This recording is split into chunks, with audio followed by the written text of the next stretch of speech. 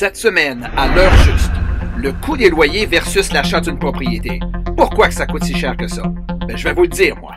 Bonjour à tous, ici Daniel Tremblay, courtier immobilier sur la côte ouest de la Floride, et bienvenue à la première épisode de l'heure juste, une série hebdomadaire de capsules sur des sujets vraiment pertinents et intéressants pour tous ceux qui s'intéressent à la Floride et à l'immobilier. Alors, aujourd'hui, il faut que je vous parle de la crise du logement qu'on vit en Floride présentement, tant au niveau des logements que du prix des maisons qui n'arrêtent pas de grimper. Et c'est vraiment incroyable. Pour les logements, là, quelqu'un qui a un bail annuel, je ne parle pas des snowbirds qui viennent ici, qui louent pour 3 mois, mais même ça a augmenté beaucoup. Donc, si on compare avec l'année dernière, les prix en Floride du Sud, là, c'est 50% plus élevé pour louer un logement.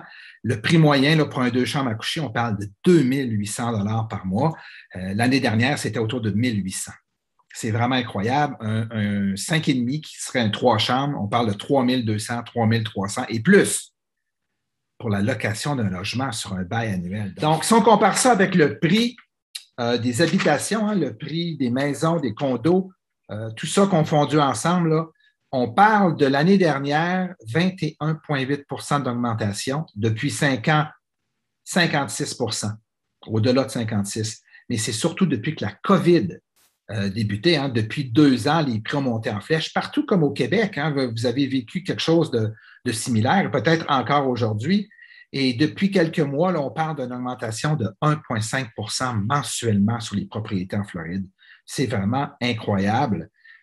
Mais je ne voudrais pas être à logement présentement parce que quand on regarde les augmentations, parce qu'il n'y a pas de contrôle sur l'augmentation en Floride. Ce n'est pas comme au Québec. Un propriétaire peut augmenter comme il veut. Dès que le bail est terminé, là, il peut augmenter de 500-600 $ et personne ne peut rien dire. Donc, c'est assez difficile. J'aimerais vous parler des prix pour une hypothèque. Alors, je vais mettre à l'écran présentement, voilà, les prix là, pour les hypothèques sur un 30 ans, amorti 30 ans et fermé 30 ans, 3,81, 20 ans, 3,59, c'est la troisième ligne à la droite. Là.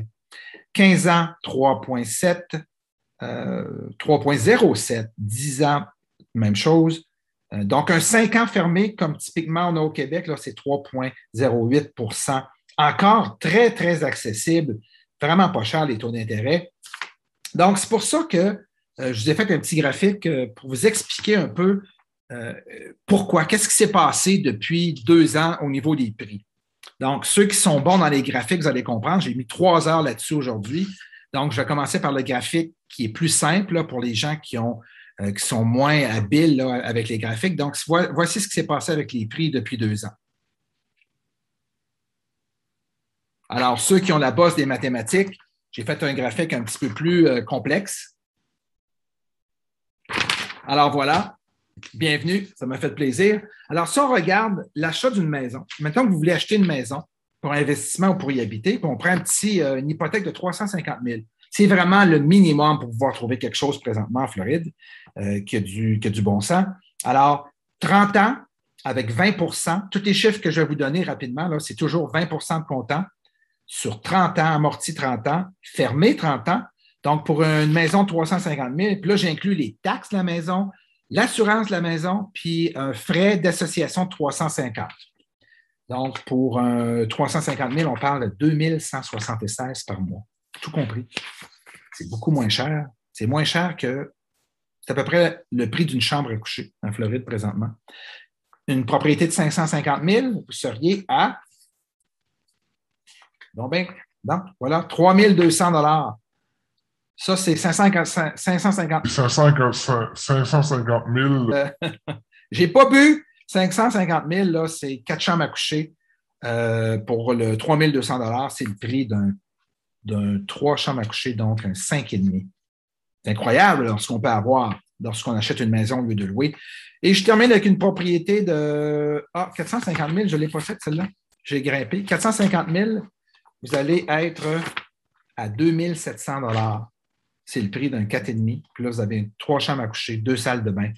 garage, 2 places. Si vous êtes à logement, mais c'est vraiment pas un bon moment pour être en Floride, surtout pour tous les gens qui travaillent ici, les professeurs, les enseignants, les policiers, des gens qui vont commencer à en arracher. Donc, on a une crise du logement qui est vraiment, vraiment présente.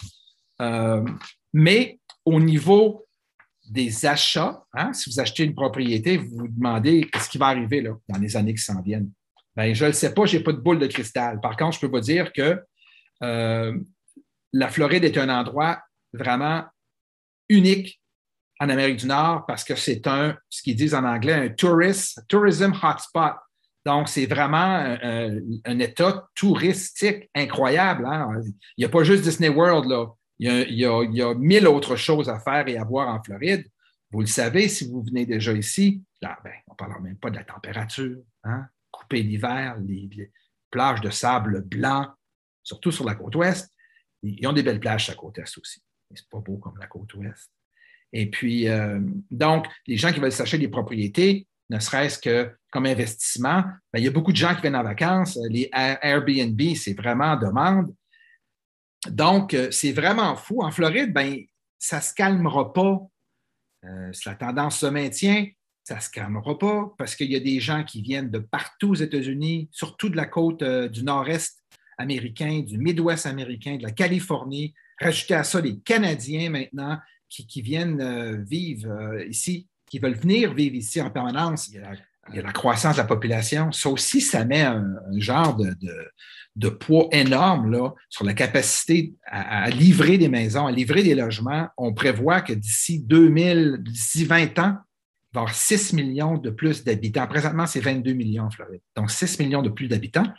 Et on parle d'à peu près 1000 personnes par jour qui déménagent en Floride. Donc,